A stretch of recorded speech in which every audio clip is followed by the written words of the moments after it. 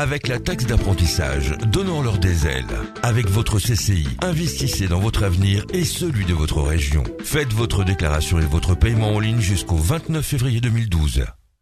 L'aéroport Toulouse-Blagnac, le partenaire des entreprises du Grand Sud-Ouest, vous présente l'interview Objectif News de 18h.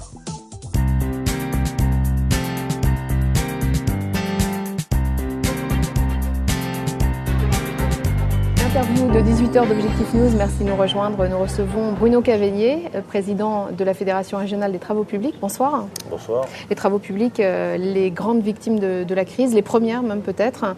Quel est le bilan chiffré des entreprises des travaux publics pour 2011 ?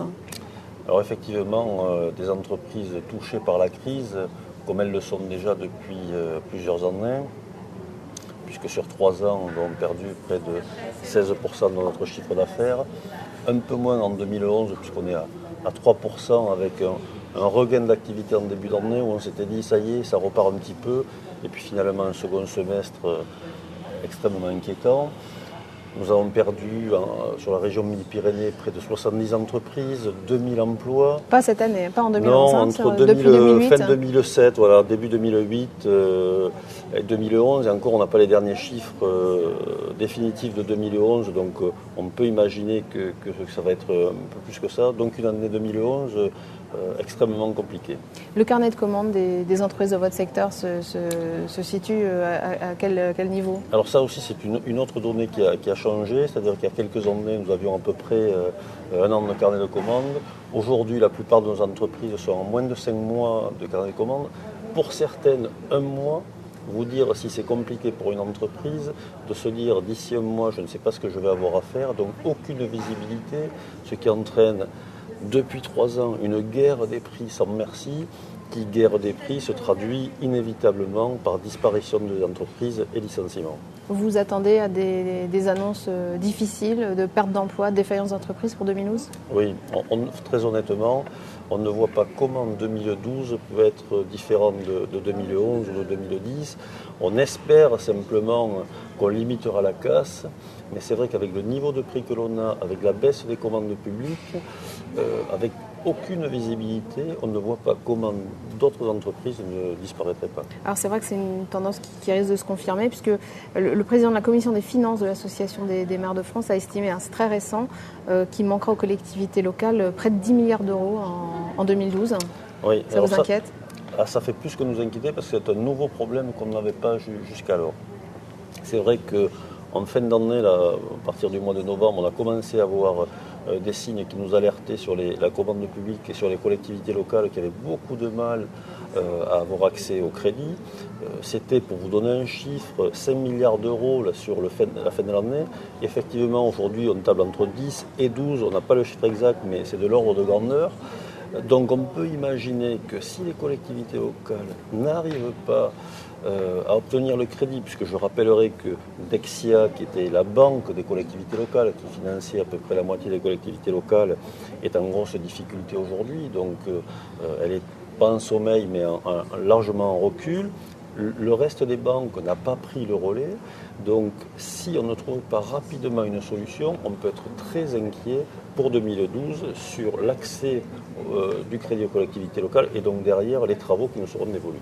Alors on voit bien les effets de la crise sur les entreprises de votre secteur. Peut-être les gens ont du mal à voir ce que ça pourrait impliquer aussi au niveau du reste de l'économie. Est-ce que ça a des conséquences quand les travaux publics vont mal ? Est-ce que ça se voit pour d'autres professionnels ? Mais c'est très clair que ça se voit. D'abord, les travaux publics, c'est les infrastructures, donc c'est l'économie. Les travaux publics, c'est l'entretien. Ça veut dire quoi ? C'est des routes en moins bon état ? C'est très clair aujourd'hui qu'on fait moins de travaux d'entretien du patrimoine, que ce soit les routes, que ce soit les canalisations. On a par exemple 30% de taux de fuite sur la canalisation. Entre le moment où vous ouvrez un robinet et le moment où ça arrive, vous avez de l'eau qui part. Il y a les stations d'épuration également, entretien électrique. Donc ça a des conséquences sur le reste de l'économie. Oui, ça se traduit sur l'usager, sur le consommateur, et à tel point que nous lançons d'ailleurs une enquête d'inventaire sur le patrimoine à Midi-Pyrénées, sur tous les secteurs d'activité qui nous concernent, sur les routes, sur les canalisations, sur l'électricité, sur les ouvrages de génie civil. Aujourd'hui, on se retrouve avec des ouvrages d'art dont l'État a transféré les compétences notamment au département, qui ne sont plus visités, puisqu'on n'a plus de maîtrise d'œuvre publique, on n'a plus de DDE, on n'a plus de DDA. Ça serait quoi, un bilan des infrastructures, de l'état des infrastructures, ou un chiffrage des travaux publics nécessaires? L'idée, c'est de dire quel est notre patrimoine aujourd'hui, dans quel état est-il et combien faudrait-il y consacrer pour le remettre en état, puisque notre souhait, c'est bien de dire aux collectivités locales, on est bien conscient aujourd'hui de tous les problèmes que vous avez, mais à ISO constant, orienter plutôt vos investissements vers les travaux publics, donc vers les infrastructures, vers l'entretien du patrimoine, plutôt que dans d'autres activités. Alors on va venir vous prêcher pour votre paroisse, bien évidemment, mais ce n'est pas en tant qu'entreprise de travaux publics, c'est pour préserver les infrastructures et pour vraiment demain avoir des infrastructures en état et qui pourront continuer à servir pendant des décennies. Parce qu'aujourd'hui on sait qu'il y a des ouvrages, si on ne les entretient pas, vont péricliter très rapidement. Ça veut dire des ponts, Tout à fait.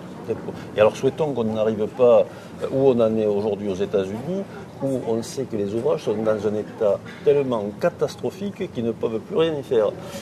Et certains, je ne devrais pas sourire, mais j'y suis allé il n'y a pas longtemps, ça m'a paru tellement aberrant, certains, donc, ils attendent presque qu'ils tombent, quoi. On est dans une situation apocalyptique. On n'en est pas tout à fait là, mais il ne faudrait pas qu'on y arrive. Donc vous, Bruno Cavagny, on vous connaît quand même plutôt volontariste, mais on vous sent quand même un peu pessimiste. Il y a des marges de manœuvre selon vous ou pas? Alors d'abord, quand vous êtes entrepreneur, il vaut mieux être un brin optimiste et un brin volontariste. Mais c'est vrai que cette année, quand on pense à l'activité, on a une pensée volontariste encore plus importante que les années précédentes.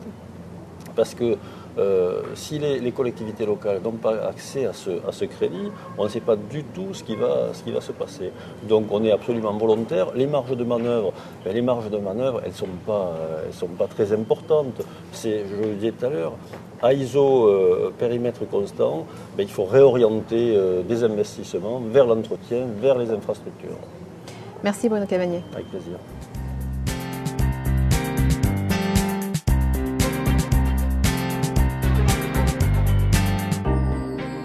Avec la taxe d'apprentissage, donnons-leur des ailes. Avec votre CCI, investissez dans votre avenir et celui de votre région. Faites votre déclaration et votre paiement en ligne jusqu'au 29 février 2012. L'aéroport Toulouse-Blagnac, le partenaire des entreprises du Grand Sud-Ouest, vous présente l'interview Objectif News de 18h.